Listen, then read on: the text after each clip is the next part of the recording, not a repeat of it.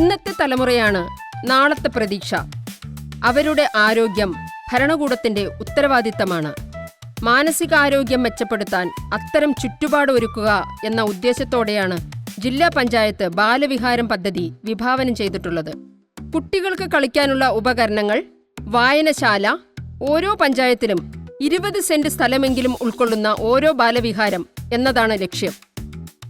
ഇതാണ് ഞങ്ങളുടെ സ്കൂൾ വിട്ടുവന്നാൽ ഞങ്ങളുടെ ലോകം. ഞങ്ങളിവിടെ എന്നും വന്ന് ഞങ്ങളിവിടെ കളിക്കാറുണ്ട്. അതേപോലെ ഞങ്ങൾക്ക് ഇവിടെ വന്ന മൈൻഡ് ഫ്രീ ആവും. അതുപോലെ എല്ലാ കുട്ടികളും ഇവിടെ വന്ന് കളിക്കാറുണ്ട്. ഇവിടെയാണ് ഞങ്ങളുടെ ലോകം. ഇതിന്റെ സമയം എന്ന് പറഞ്ഞാൽ 4:30 മുതൽ 6:30 വരെയാണ് ഇത് പ്രവർത്തനം.